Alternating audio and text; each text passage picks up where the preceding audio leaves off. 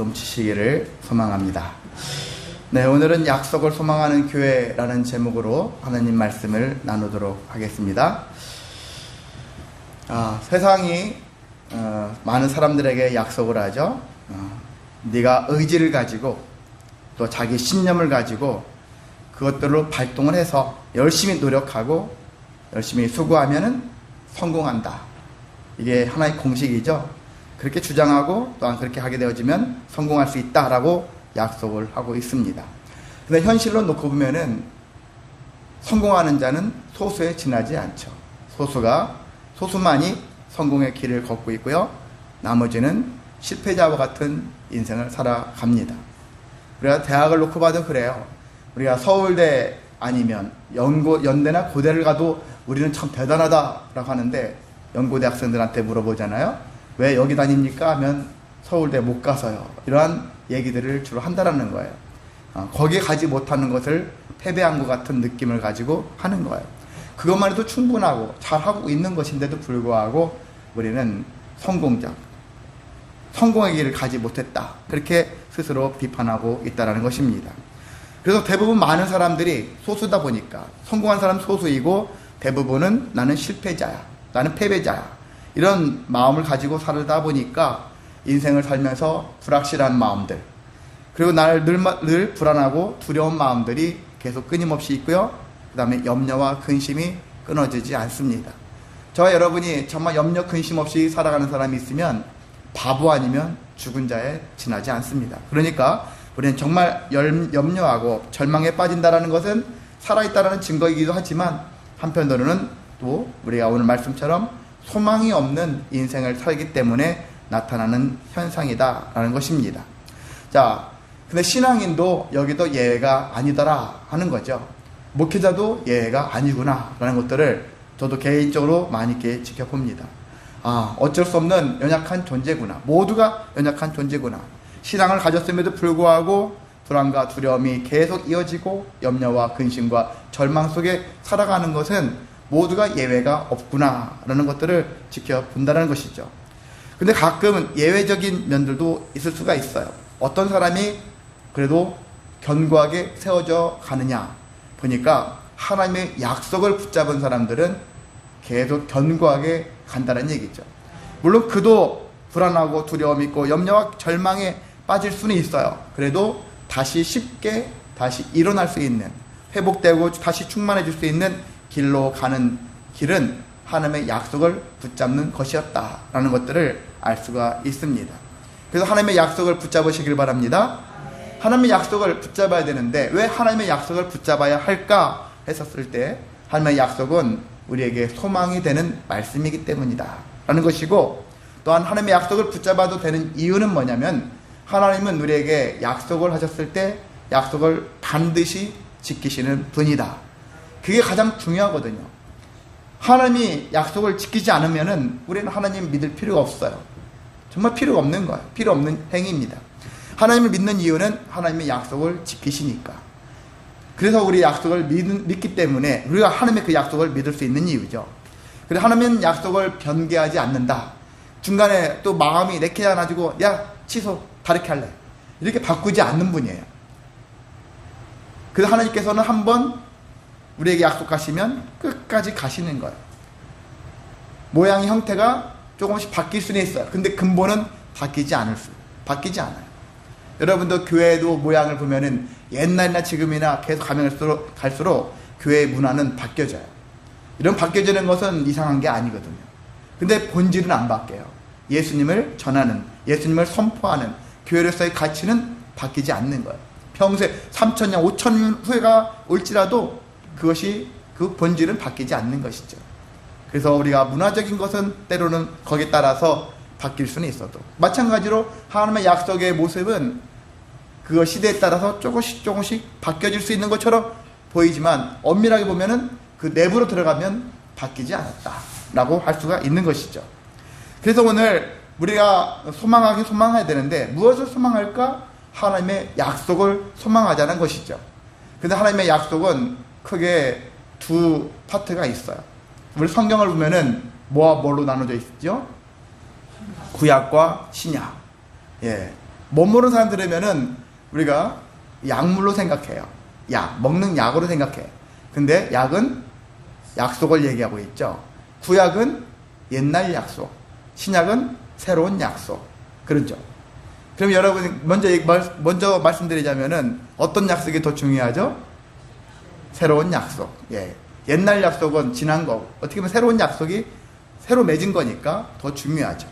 일단은 우리가 구약과 신약, 그런데 전혀 딴판이 아니라 비슷하다는 것들을 우리가 말씀 속에서 찾아보려고 합니다. 먼저 구약 성경에서 하나님의 약속이 무엇이 있을까? 많이 있겠지만은요, 제가 여기서 한 4가지 측면에서 정리를 해 보았습니다. 첫 번째는 하나님께서 메시아를 보내겠다. 그리스도를 보내겠다. 메시아 그리스도 기름 부음을 받은 자라는 뜻을 갖고 있고요. 구원자라는 뜻을 갖고 있습니다. 자, 메시아를 보내겠다라는 약속을 하셨는데 제일 처음으로 어디서 나와 있느냐? 누구에게 말씀하셨느냐? 놀랍게도요. 아담과 하도 아니고 뱀에게, 아담과 하를 유혹했던 뱀에게 메시아가 임할 것이다라는 그러한 메시지를 전한 거예요. 아담과 하가 이제 이 뱀 때문에 선과 악을 알게 하는 나무 열매를 먹고 범죄를 했지 않습니까? 그 이후에 하나님이 하나씩 저주의 말씀도 하시고, 그리고 뱀에게도 말씀을 하시거든요. 뱀한테는 어떻게 무슨 말씀을 하셨냐면은 여자의 후손은 내 머리를 상하게 할 것이다. 이런 말씀을 창세기 3장 15절에서 말씀하고 있습니다. 여자의 후손은 내 머리를 상하게 할 것이다. 자, 여자의 후손은 누구를 얘기할까요? 장차 태어날 예수 그리스도를 의미한다고 보는 것이죠. 예수님이 나중에 나타나서 내 머리, 뱀은 마귀를 상징하죠. 뱀을 상하게 할 것이다. 무찌를 것이다. 그래서 예수가, 여자의 후손 예수가 승리할 것이다 라는 것들을 선포한 거예요. 이게 최초의 복음이라는 거예요. 예수님이 오신다라는 것이 이 창세기 15장에 우리는 여러분이 그냥 읽지만, 하나 이야기로 읽지만, 우리가 구원사적인 그런 관점에서, 복음적인 관점에서 접근을 했었을 때 이 문장이 별것도 아닌 것 같지만, 최초의 복음이구나. 메시아를 보내신데 하나님이, 그리고 사탄을, 마귀를 무찌르신데, 그래서 구원하신데, 이런 의미를 담고 있다는 것입니다. 그리고 우리가 구약에 있는 많은 선지서들이 이사야 선지자를 보면은 고난받는 종이 임할 것이다 라는 얘기를 해요. 고난받는 종에 대한 이야기들을 많이 하고 있는데, 특히 고난을 받는 종이다. 나중에 후에 보면 예수님이 이 땅에 오셔서 고난을 받고 십자가에 못 박혀 돌아가셨죠. 고난받는 종에 대한 얘기를 하셨고, 예레미야서도 어떻게 얘기하고 있냐면 평화의 왕으로 메시아가 올 것이다. 평화의 왕, 평강의 왕으로. 그래서 예수님, 여러분, 그래서 그리스도인이 갈등을 일으키고 분란을 일으키고 이렇게 서로가 싸우게 만드는 행위는 그리스도인이 아니에요. 그 마귀의 짓이거든요. 예수님 이 땅에 오신 목적은 평강이거든요. 모두에게 평화, 이 땅에 평화를 주려고, 화목하게 살게 하기 위해서. 그 제사도, 옛날 구약 제사도 화목제를 지내잖아요. 화목하라고. 모두가 화목하는 거. 하나님과 관계, 나와 자신의 관계, 이웃과의 관계 속에서 화목하게 살라고 그렇게 제사도 지내는데, 기독교인의 입에서, 목회자 입에서 분열을 일으키고 그리고 싸움을 일으키고 한다면 그건 마귀 짓이에요. 볼 거 없습니다. 그건 명확한 것이거든요. 그래서 그런 것들을 생각할 때 여러분, 우리는 예수님은 나중에 고난의 종이자 평강의 왕으로 오신다. 이렇게 메시아가 오신다 약속을 하고 있다는 것입니다. 또한 개인적으로도 이렇게 말씀을 하시는 것은 아브라함을 보면은 알 수 있습니다. 창세기 12장에 보면은 아브라함과 언약을 맺으셨는데, 내가 너로 큰 민족을 이루게 하겠다 라는 얘기를 하셨어요. 그리고 그뿐만이 아니라 네 민족이 어떻게 합니까? 너의 민족을 통해서 모든 민족이 복을 받게 하겠다. 진정한 복은요, 나만 잘 되는 게 아니에요. 나만 잘 되는 게 진정한 복이 아니죠. 주변 사람들까지 잘 되는 거예요. 우리가 최근에 수요일마다 말씀을 전하고 있는데, 신명기서에 보면은 그런 말씀도 있어요. 부자의 복은 어떤 복이죠? 부자의 복은 우리 주변에, 내 주변에 가난한 자가 없는 거예요. 이해하시죠? 왜 그런지? 가난한 자가 많으면 그 가난한 자 때문에 내가 해를 당할 수 있어요. 내 인생도 편하지 않아요. 늘 돈 끌어오는 사람도 있고 나를 불편하게 해요. 근데 내 주변이 다 같이 잘 살아요. 그러면 서로가 서로를 간섭하지 않아요. 서로를 침해하지 않아요. 돈 때문에, 뭐 때문에 강도가 들어와가지고 나를 죽이려고 하지도 않아요. 그런 일이 있지 않습니까? 그게 은혜란 얘기죠. 그런 것들이 은혜다. 그런 관점에서 놓고 봤었을 때 우리는 나만 잘 되는 것이 아니라 우리 주변까지도 더불어서 함께 잘 되어가는 것이 하나님께서 주신 은혜의 복이다 라는 것을 알 수가 있습니다. 그래서 하나님께서 그렇게 해주시겠다라는 거예요. 그래서 아브라함은 그렇게 살았더니 그렇게 되어졌다는 얘기죠. 자, 세 번째는 순종하는 자는 복을 받는다. 반대로 불순종하는 자는 뭘 받죠? 벌을 받아요? 저주를 받는다 라는 얘기예요. 순종하는 자는 복을 받고 불순종하는 자는 저주를 받는다. 이게 신명기 28장에 이렇게 나와 있어요. 그래서 이 말씀을 보면은 모세의 율법이라고 할 수 있는데, 하나님 모세를 통해서 율법을 선포하셨고 이스라엘 백성들이 율법을 열심히 지키려고 몸부림치죠. 순종하는 자, 신앙의 가장 중요한 것들 중 하나는 순종이에요. 순종하지 않으면 신앙생활을 할 수가 없는 자예요. 하나님의 말씀에 순종하는 것. 하나님 말씀대로 순종하는 자는 복을 받는다. 불순종하면 저주를 받는다. 그래서 마귀가, 뱀이 저주를 받는 이유가 불순종했기 때문에. 그래서 여러분도 마귀의 그러한 일들에 따라가게 되어지면 불순종하는 자가 되어지고 저주받은 인생을 살아갈 수 있다는 것이거든요. 반대로 하나님 말씀대로 살아가는 자는 복 받는다. 복이 임한다. 당장은 아닌 것 같아도 결국은 복된 인생을 살아갈 수 있다라는 것들을 알 수가 있습니다. 자, 마지막은 포르기 이후죠. 포르기라는 얘기는 이스라엘이 쫄딱 망했어요. 나라를 잃었어요. 옛날 우리 일제시대처럼 많은 사람들이 포로로 우리가 일본에서 끌려갔잖아요. 이 사람들도 바벨론이라는 곳으로 많이 끌려가고 잡혀갔어요. 보통 포로 잡혀간 사람들은 좀 능력이 있는 사람들이 끌려가요. 지식이나 능력 있는 사람들, 실력 있는 사람들이 끌려가요. 남아있는 사람들은 어떻게 보면은 그냥 이것도 저것도 능력이 별로 없는 사람들만 남아있죠. 그러는 가운데 수십 년, 70여 년 넘게 그 사람들이 나라 없이 살아갔는데 그들의 소망은 뭘까요? 옛날 일제시대 때 우리나라 사람들이 꿈꿨던 것처럼 일본으로부터 해방되어지는 것, 그런 것과 같이 이들도 다시 회복되어지는 것을 꿈꾸는 거예요. 다시 우리나라로 돌아가고 싶다. 다시 재건하고 싶다. 이 소망이 있지 않겠습니까? 그래서 하나님께서는 너희가 다시 회복될 것이다. 회복의 그러한 소망을 주셨다는 얘기고요.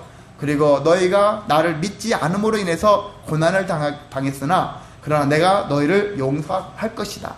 죄를 사할 것이다 라는 죄사함에 대한 새 언약을 약속을 하셨다라는 거예요. 그게 예레미야서에 그런 말씀들이 나와 있습니다. 자, 하나님의 약속은 이런 거예요. 그러면 신약 성경에는 어떤 약속들이 있을까? 대략 5가지 측면에서 함께 말씀을 또 보겠습니다. 첫 번째는 예수 그리스도, 하나님의 아들이신 예수를 보내셔서 그 예수를 통해서 너희가 구원을 받게 될 것이다 라고 말씀을 하셨습니다. 구원을 약속하신 것이죠. 요한일서 2장 25절에 보면은 그가 우리에게 약속하신 것은, 예수님이 우리에게 약속하신 것은 그거예요. 이것이니 곧 영원한 생명이다.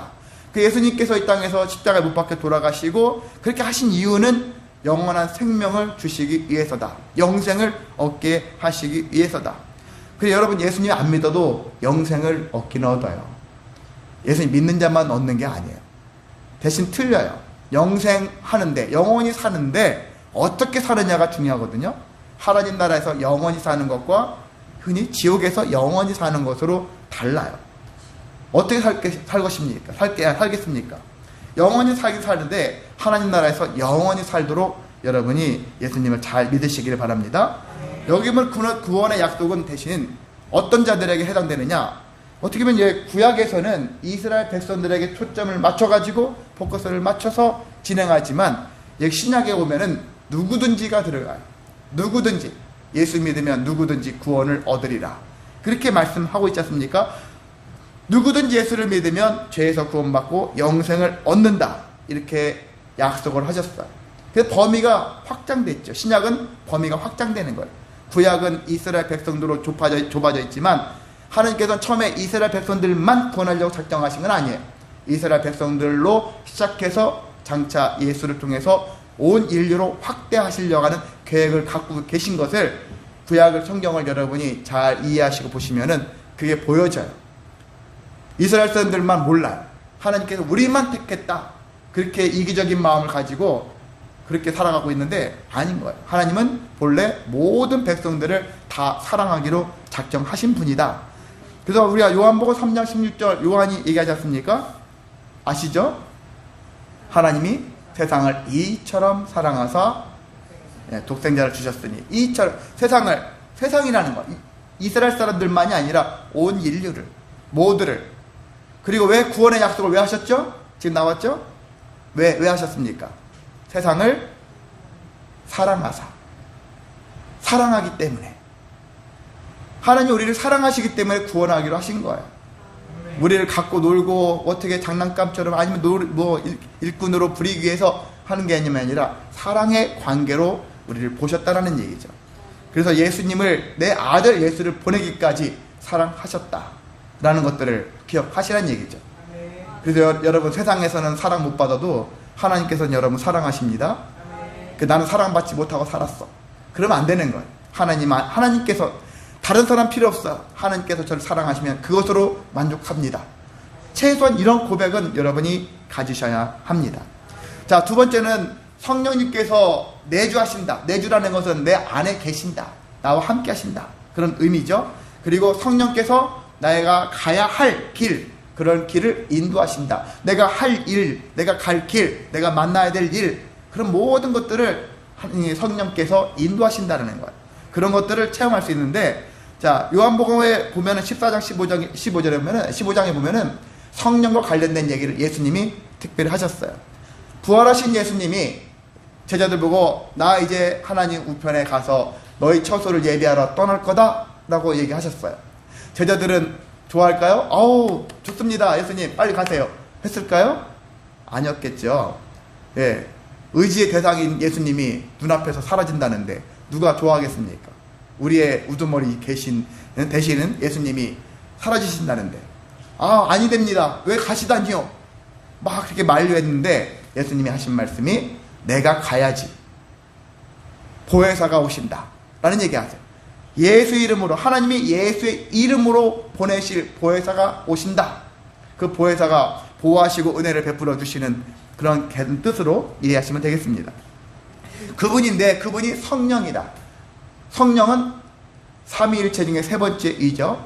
성부 하나님, 성자 하나님, 성령 하나님 하는데 성령도 하나님이세요. 그런데 육체적으로 눈으로 보여지지 않는 하나님이죠. 영적인 존재니까 영으로 오신다는 얘기죠. 그 삼위에 되시는 하나님이 예수의 이름으로 보내신다 라는 얘기예요. 예수님의 이름으로 보내신다는 얘기죠. 그래서 그 성령이 이 땅에 오셔서 우리 각 사람에게 예수 믿는 자들에게 임하신다는 거예요. 내주하셔가지고 성령이 하시는 가장 중요한 일은 진리의 말씀을 조명해 주시는 거예요. 하나님 말씀을 조명해 주신다. 조명이 뭐죠? 아시잖아요. 여러분 알고 있는 조명. 빛을 비춰주시잖아요. 그러면 이것이 더 선명하게 드러나는 거예요. 이게 무슨 뜻인지 더 분명하게 깨닫게 되어지는 거예요. 그래서 깨닫게 되어지는 거죠. 그래서 성령이 내 안에 계시면 내가 직접 예수님을 눈으로 만나고 악수도 하고 같이 음식도 먹고 그렇게 하지 않아도 예수님이 어떤 분인지를 알게 된다는 거예요. 예수님이 왜 오셨고 왜 죽으셨고 왜 부활하셨는지 예수님이 하신 말씀의 의미가 뭔지 예수님의 뜻이 무엇인지 알 수 있다는 거예요. 그래서 그런 뜻을 통해서 우리가 말씀을 서로 나누고 인생을 살아가고 있는 것입니다. 그래서 성령이 이 땅에 오시면 너무 좋아요. 성령께서 우리가 알지 못하는 것들을 알게 되어지는 은혜가 있으니까. 여러분도 어떤 일을 하다 보면은 자꾸 영감이 떠오른다 하잖아. 영감.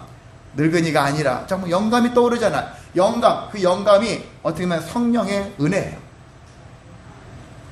아까도 말씀드린 대신 여러분 성령의 역사에서 막 얘기하는 사람들 중에 이단 사이비도 있어요. 잘못된 영을 성령으로 여기는 사람들이 있어요. 그거는 분별할 줄 아시길 바랍니다. 제대로 된 영을 여러분이 가지게 되어지면 하나님 말씀 안에서 거하는 거예요. 하나님의 뜻 안에서 조명을 하는 거예요.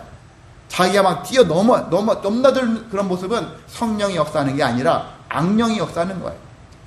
그래서 사람들은 성령이 역사하는 사람, 악령이 역사하는 사람 두 종류예요. 여러분은 성령이 임하시기를 바랍니다.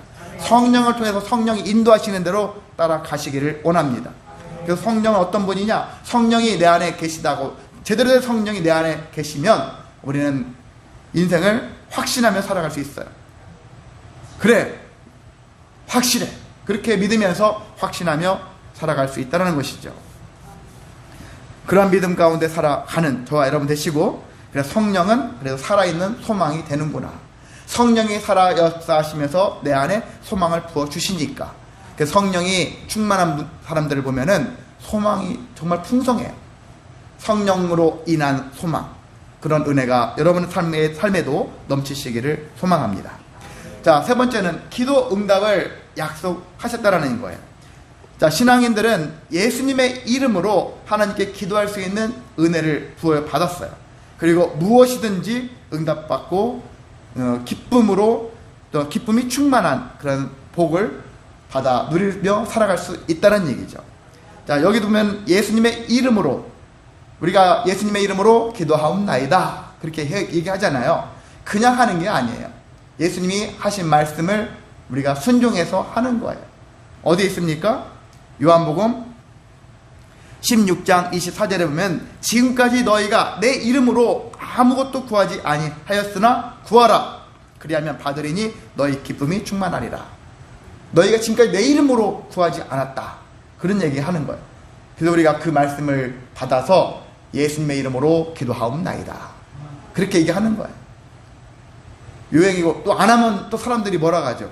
근데 안 하면 안 받는데, 옛날에 제가 목회자 어떤 목사님들 설교 가운데 마지막 예수님의 이름으로 기도합나이다 안 하면은 하나님이 안 받으신대. 하나님은 꼭 예수님의 이름으로 기도해야 된대. 이런 얘기를 꼭 해야 된대. 이렇게 주장하는 분들도 있어요. 근데 예수님의 이름으로 기도하는 것이 맞긴 맞지만 그렇게 꼭 예수님의 이름으로 기도하지 않는 기도는 이상한 기도야. 이렇게 생각하는 것도 여러분은 좀 폭넓게 임해 주시고, 우리가 가능하면 많은 사람들 약속이니까 예수님의 이름으로 기도합니다 이렇게 고백하는 것이 가장 정석이지만, 때로 하지 않았다 할지라도 그것을 가지고서 이상한 기도야 이렇게 할 필요도 없다고 생각이 들어요. 여러분의 마음이 중요하죠. 정말 여러분이 하나님에 대하여 예수님의 이름을 가지고 기도하는 그런 마음이 더 중요하지 않겠습니까? 형식에 매이면 잘못하면은 그런 형식적인 성도에 지나지 않습니다. 교회가 그것 때문에 싸우기도 하고 분란이 일어나기도 하고 서로 지적질하는데 힘쓸 수밖에 없는 것이죠. 우리는 좀 더 넉넉하게 하나님의 마음, 진심의 마음을 가지고 임하면 될 수 있습니다. 여기 보면은 아까 예수님은 누구든지 예수를 믿으면 구원을 받는다. 누구든지고요. 기도응답은 무엇이든지 응답받을 수 있다. 무엇이든지라고 강조를 하고 있습니다. 무엇이든지, 그냥 누구든지 무엇이든지 기도하면 다 구원을 받고 응답받을 수 있다. 이게 하나님의 뜻이에요. 신약시대에 바로 누구든지와 무엇이든지가 다 포함되는 거예요. 여러분도 내가 세상에 나가서 일을 할 때 누구를 만나든지 무엇을 하든지, 제가 가끔 기도할 때 이런 기도를 하거든요. 누구든지 무엇을 하든지 여러분이 형통하시기를 원합니다. 바로 이와 같은 믿음을 우리가 가져야 한다는 것이거든요. 그래서 우리는 예수의 이름으로 말미암아 하나님께 기도하면 무엇이든지 응답받을 수 있다. 그리고 그걸로 인해서 나에게 어떤 것이 오냐면은 기쁨이 충만해진다는 거예요.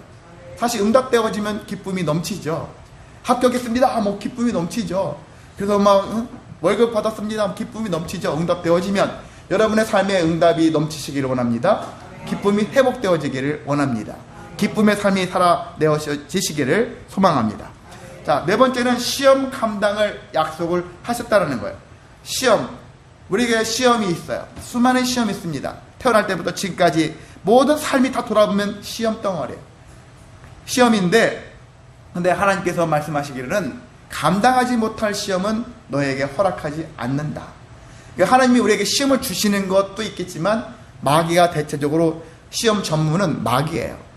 예수님도 처음에 공생애를 시작할 때 성령에 이끌려서 누구에게? 마귀에게 시험을 받으셨다라는 거예요. 그 예수님이 세 가지 시험을 받았는데 세 가지 시험을 놓고 보면은 이게 하나님의 시험일 수 있고요. 또 전체적으로 보면 하나님의 시험이에요. 근데 내부적으로 들어가면 마귀가 직접 한 것이니까 마귀의 시험일 수 있어요. 그래서 우리의 인생에 다가왔을 때 어려움, 고난이 다가오면은 이게 우리는 사실 이게 하나님의 시험인지 마귀의 시험인지 잘 몰라요. 근데 저는 두 가지 다 포함되어 있다고 생각이 듭니다. 하나님의 시험일 수 있고요. 마귀의 시험일 수 있어요. 근데 우리는 그것 때문에 이게 하나님의 시험인가 마귀의 시험인가 막 분류를 하려고 그래요. 분류할 수 있죠. 그런데 그거 하느라고 세월을 낭비하기보다는 항상 우리는 시험에 대한 결과 답은 뭐죠? 악을 선으로 이긴다 라는 거예요. 마귀가 시험을 할지라도 하나님이 나를 직접 시험을 할지라도 항상 악을 선으로 이기라는 거예요. 상대방이 나를 악하게 자꾸 대하고 나를 악하게 만들고 할지라도 같이 악해지지 말고 선으로 대응하라. 이게 신앙인의 태도라는 것이죠. 그래서 모든 시험을 이길 수 있는 것은 악을 선으로 이기는 태도다.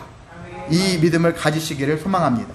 그런 자가 당장은 슬퍼 보이고 힘들고 뭔가 억울한 것 같이 느껴질 수 있으나 결국은 이겨요. 결국은 승리합니다. 결국은 선의 삶으로 우리가 더욱더 빛난 인생을 살아갈 수가 있습니다. 그래서 또한 시험은 또 여러분이 이 생각하시면 됩니다. 시험을 당하면 기본적으로 목사님들이 끝까지 인내하세요. 끝까지 견디세요. 라고 얘기하는데 저는 약간의 반대를 합니다. 끝까지 견딜 상황이 있어요. 끝까지 견딜만 되는 시험이 있지만은 이건 끝까지 견딜 상황이 아니다 할 수 있는 곳도 있어요. 그러면 어떻게 됩니까? 빨리 다른 걸로 바꾸라는 거예요. 내가 A라는 것을 선택했는데 가다 보니까 자꾸 시험이 넘쳐 시험이 많아져. 그런데 충분히 내가 그래도 감당할 수 있다. 이것을 계속 넘어가면은 그래도 그 이후에 영광의 일들이 나한테 올 것 같은 확신이 들면 감당하는 거예요. 근데 이 길이 가면 갈수록 잘못했겠어. 계속 가다간 진짜 망해. 나도 망하고 모두 우리 주변 모든 것들 다 망하게 생겼어. 어떻게 합니까? 멈춰야죠. 끝까지 가는 건 지혜롭지 않은 거예요. 그 시험이 오면 시험을 여러분 그 두 가지로 받아야 되는 거예요. 한 가지는 끝까지 그래도 내가 이 고민을 하면서 성령과 함께 더불어서 말씀 속에서 찾는 거죠. 끝까지 갈 일인가? 아니면 여기서 멈추고 다른 길로 가야 되는 것인가? 여러분 인생도 마찬가지예요. 학생들 내가 어떤 길로 이 길만이 진리의 길, 이 길만이 참길, 이 길만이 오직 이 길만이 이것은 이제 예수 믿는 길이지만 세상에서 진로는 있잖아요. 다양해요. 이 길이 누군가에 의해서 힘 있는 자에 의해서 잠깐 잘못 배워가지고 막히는 경우가 많거든요. 많은 사람들이 그렇습니다. 내가 이 길을 열심히 가려가는데 정직하게 가려가는데 부정한 자가 내 상사예요. 자기가 원하는 대로 해주지 않았다 해가지고 내 길을 딱딱 막는 사람들이 너무 많은 거예요. 드라마에서만 나오는 현상이 아니라 세상 실제적으로 그런 일이 많아요. 저도 제 목회길을 막으려고 했던 어떤 목사님이 있었거든요. 그래서 절망 속에 잠깐 살았었거든요. 제 목회길을 막은 그때는 엄청 괴로웠어요. 이걸로 내 목회가 시작도 전에 마무리되겠구나. 그런 절망 속에 사로잡혀지게 되어지더라고요. 근데 보니까 그게 다가 아닌 거예요. 저분이 막는다고 해서 막혀지는 일은 아니다. 하나님께서는 또 다른 길로 인도하실 수 있다. 그런 것들을 생각하니까 정말 다른 길로 인도되어지고 결국 제가 여기까지 이르게 되었거든요. 그런 것들을 생각할 때 우리는 참 여러분이 때로는 시험이 오면은 계속 진짜 진행할 것인가? 때로는 여기서 중단하고 다른 길로 갈 것인가? 근데 그것들을 잘 지혜롭게 분별하면서 여러분 대처하시기를 소망합니다. 자, 다섯 번째는요. 예수님께서 내가 다시 너에게 오마. 재림을 약속하신 거예요. 재림이라는 건 다시 오신다는 거예요. 초림, 재림 하거든요. 예수님이 2000년 전에 오셨던 것은 초림에 처음으로 오셨다. 그리고 다시 오신다는 건 재림이고. 그럼 예수님은 중간에 안 오셨을까요? 오셨어요. 예수님은 지금도 오셔요. 제가 얘기하는 건 흔히 비공식적으로 오신다는 거예요. 예수님은 지금도 비공식적으로 여러분의 삶 속에 임하신다는 거예요. 성령으로 오실 수 있고요. 여러 가지로 오신단 말이죠. 비공식적으로 오시지만 공식적으로 오시는 것은 어떻게 오시냐? 성경에서 데살로니가 전서를 보면은 그런 말씀들이 있어요. 데살로니가 전서 말씀 보면은 어떻게 오시느냐? 호령이라는 것은 막 사자 울음소리처럼 우르릉 오는 것처럼 그런 소리죠. 천사장의 소리, 하나님의 나팔 소리, 이런 것들이 임하면서 여러 가지 일들로 인해서 예수님이 성경에 보면 구름 타고 오신다, 그런 얘기예요.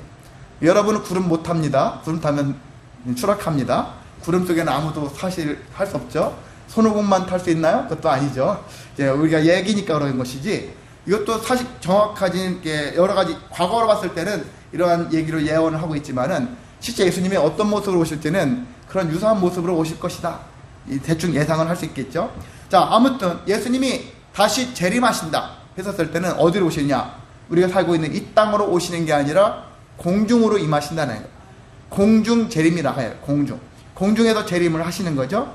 예수님이 하나님 나라 부활하시고 나중에 하나님 나라 가실 때도 제자들이 보는 앞에서 베다니, 요한복음 제 마지막에 보면 21장에 나와 있어요.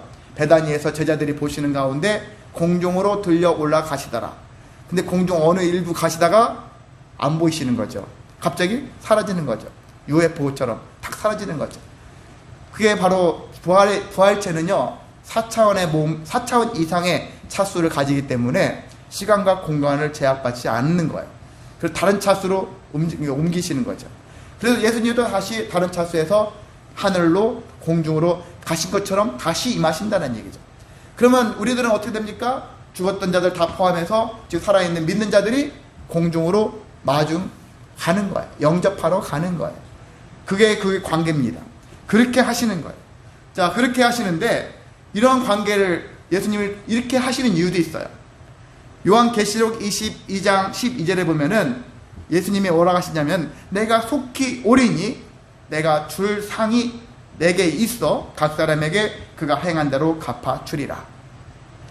예수님이 뭐하러 오신다고요? 상 주시러 온다는 거예요.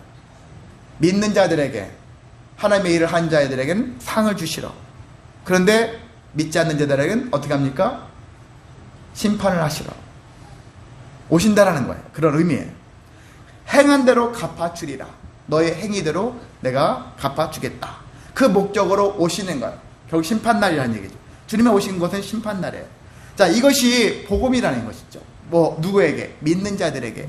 그래서 여기 보면 데살로니가 전서에 보면은 그런 말씀들이 4장 16절에서 18절의 말씀을 여러분이 기억나시면은 읽어보셨으면 좋겠습니다. 거기에 어떤 얘기했냐면은, 이렇게 해서 예수님이 오심으로, 공중 재림으로 하심으로 인해서 이제 예수님이 너희와 함께 하게 되어진다. 평생 영원토록 함께 하게 되어진다. 이게 복음이라는 얘기죠. 한번으로 애를 나누고서 방치하고 딴 데 가는 그런 부모가 아니라 이제 너희와 항상 함께 할 것이다 라는 그런 말씀을 하신 거예요. 그리고 너희가 상을 받게 될 것이다, 그런 말씀을 하신 것이죠. 이것이 교인들에게, 예수님 믿는 신앙인들에게는 뭐가 되느냐면 위로가 될 것이다. 그렇게 데살로니가전서 4장 18절에 말씀하고 있거든요. 이것이 우리에게 위로와 소망의 말씀이 되어진다. 예수 믿는 거, 야, 예수 믿어서 뭐 할 건데? 많은 세상 사람들이 비난하고 욕할 거예요. 그런데 예수를 믿었더니 정말 이와 같은 일이 우리에게 일어난대. 예수님이 우리와 함께 하시고 상을 주신대. 이것이 우리에게 위로가 되어지고 소망이 되어진다 라는 것이죠.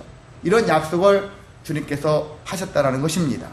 자, 그래서 우리가 구약과 신약을 보면은 이걸 종합해 본다면 결국 누구를 보내신다고요? 예수님을 보내신다. 메시아 그리스도이신 예수님을 보내신다는 얘기예요. 그분을 통해서 누구든지 다 구원을 받게 길을 열어주셨고요, 주신다는 얘기고, 영생을 약속하셨다는 얘기죠. 그리고 성령도 보내주셔가지고 너희가 나중에 하나님 나라 가기 전까지 인생 살기가 얼마나 힘듭니까? 괴롭잖아요. 그 괴로운 인생 혼자 계속 살아가는 거 괴로운 일이에요. 근데 성령을 보내주셔서 성령이 우리의 삶을 인도하신다는 얘기죠.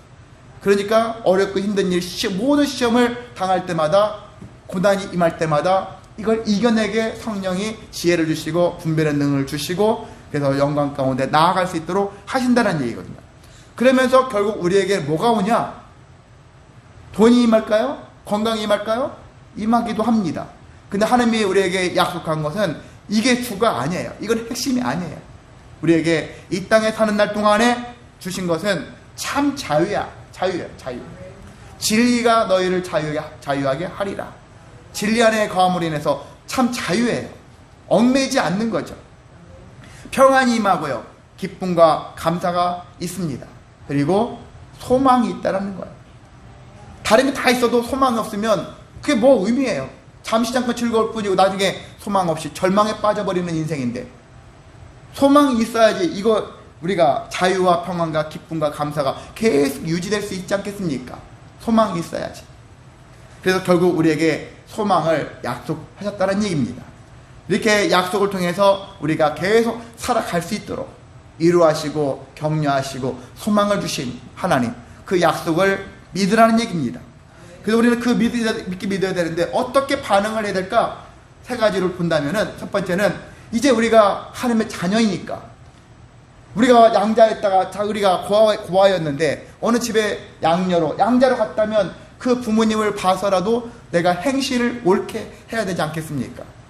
나를 거둬준 사람을 위해서, 그 사람을 위해서 내가 행실을 바르게 해야 되잖아요. 옛날 살았던 방식대로 살면 안 되고 새롭게 살아야 되지 않습니까? 새 사람으로 변화된 인생을 살아가기 위해서 힘써야 되는 것이죠. 그것이 바로 하나님께 영광 돌리는 행위예요. 단지 입으로만 하나님께 영광 돌립니다. 고백하는 것이 아니라 행실로 거룩하게 살아가는 거예요. 거룩하게 살아감으로 인해서 하나님께 영광 돌리는 것입니다. 복받은 자로서 부끄럽지 않도록 살아가라는 얘기예요. 복음에 합당하게 살라. 믿음에 합당하게 살라. 바울이 우리에게 많이 얘기하지 않습니까? 합당하게 살라는 거예요. 믿는 자의 행실에 맞게 살라. 그렇게 살아가는 것이죠. 두 번째는요, 우리가 살면서 또 믿음이, 신앙, 성령이 약해질 수 있어. 충만하지 못할 때 있어요. 그러면 흔들립니다. 그래서 다시 세상의 약속을 붙잡으려고 해요. 열심히 노력하면 될 수 있어. 다 네 것이 될 수 있어. 이렇게 약속을 하지만 아니구나. 젊었을 때는 그게 가능해 보이는데 나이를 먹을수록 놔야 되는 거예요. 50대, 60대, 70대 갈수록 그걸 젊었을 때의 그런 느낌을 가지고 공격적으로 나가면은 망해요. 몸도 마음도 상할 수밖에 없거든요. 가면 갈수록 그렇지 않구나 라는 것들을 깨달을 수 있는 것이죠. 세상의 약속이 아니라 나이를 먹어갈수록 하나님의 약속을 더 굳게 붙잡아야 하는 것입니다. 의심하지 말고 믿음으로 붙잡으라는 얘기예요. 그게 바로 오늘 본문을 읽었던 아브라함 이야기예요. 그들의 이야기를 보면은 정말 그들도 처음에는 의심도 좀 있었긴 했어요. 확실한 믿음을 갖지 않았어요. 그런데 결국 그럼에도 불구하고 약속을 따라서 가나안 땅에 오게 되었고, 그래서 거기에서 정착을 하게 되어졌고, 나중에 끝내 이삭을 드림을 통해서 하나님이 말씀하시잖아요. 이제야 네가 나를 경외하는 줄을 알겠다 말씀하시면서 아브라함의 믿음을 인정하셨지 않습니까? 그리고 그가 믿음의 조상이 되었고요. 그리고 그뿐만이 아니라 창세기 12장에 아브라함에게 약속하신 약속이 성취가 되어가고 있다는 거예요. 그래서 복이 되었다는 얘기죠. 그래서 아브라함은 믿음의 조상이요 복의 근원이라고도 하기도 하고 복이 되었다 이렇게 얘기를 하고 있는데, 이와 같이 되었다는 것이죠. 우리도 마찬가지죠. 신앙생활하면서 흔들려요. 분명히 흔들립니다. 계속 흔들려요. 그럴수록 약속을 붙잡으시는 얘기죠. 세상 약속에 휘둘리지 마시고 하나님의 약속을 붙잡으시라는 것입니다. 이제 마지막으로는 하나님의 약속은 반드시 성취된다겠죠. 근데 인간 편에서는 즉각 성취되는 것 같지 않아요. 하나님, 제가 이렇게 간구했는데 왜 이루어지지 않습니까? 이루어지지 않습니까? 하는데 여기 보면은 하박국 2장 3절에 보면은 이 묵시는 정한 때가 있나니 그 종말이 속히 이르겠고 결코 거짓되지 아니하리라 하면서 비록 더딜지라도 기다리라. 지체되지 않고 반드시 응답될 것이다. 이것은 메시아가 오실 것에 대한 말씀이기도 하지만은요, 기도 응답에도 적용할 수가 있습니다. 어떻게 해요? 비록 더딜지라도 기다리라. 비록 더딜지라고 했었을 때는 이 더딜지라는 것은 어떤 의미냐면 인간 편에서요. 지금 내가 이것이 반드시 이루어지기를 소망했는데 안 이루어지는 거예요. 발을 동동 구르겠죠. 그런 상태겠죠. 인간 편에서 더딘다라고 했지만 하박국 선지자는 뭐라고 합니까? 그럼에도 기다려라. 그러면서 지체되지 않고 반드시 응하리라. 앞뒷말이 막 안 맞는 것처럼 느끼잖아요. 지체되지 않고 반드시 응답한다. 이것은 하나님의 때를 얘기하고 있어요. 하나님의 편에서, 하나님의 관점에서는 내가 다 봤을 때 아무거나 막 주는 게 아니죠. 얘한테 지금 이게 필요하구나. 지금 이때 이것이 가장 필요하구나. 그 필요한 것을 하나님께서는 그 때를 따라서 주신다는 거거든요. 그게 가장 합리적이면서 가장 빠른, 우리에게 가장 유용한 때거든요. 그때 주신다는 것들로 우리가 이해를 하라는 얘기예요. 우리는 간대에 자꾸 기도하면서 지금 당장 이렇게 고백하고 간구할 때가 많은데, 하나님께서는 가장 하나님의 때, 가장 필요한 때 지체 없이 해결해 주신다 라는 것을 여러분이 믿으시기를 바랍니다. 자, 이와 같이 우리는 소망하며 살긴 살아야 되는데, 세상 약속을 붙잡고 살아가는 존재가 아니라 하나님의 약속을 붙잡고 살아가는 자들입니다. 때론 우리가 건강도 요구하죠. 건강을 잃은 사람들은 건강이 중요하죠. 물질이 없는 자들에게는 물질이 줌도 중요한 거 맞아요. 다 중요한 건 맞습니다만은, 그래도 우리가 가장 베이스에 깔고 가야 될 것은 뭐냐? 하나님의 약속이다. 하나님의 약속을 소망해야 되는데, 구약의 약속, 신약의 약속, 형태가 달라 보이지만 결국은 예수 그리스도가 우리에게 약속이 되는구나. 그분을 통해서 인생 문제를 해결하며 살라는 것이 하나님의 약속이구나. 이런 것들을 믿어야 한다는 것입니다. 이 믿음을 가지고 가는 자들에게는 소망이 끊어지지 않고 우리가 계속 기뻐하며 감사하며 살아갈 수 있다. 이 믿음을 가지시며 살아가는 저와 여러분 되시기를 주님의 이름으로 소망하고 축복합니다.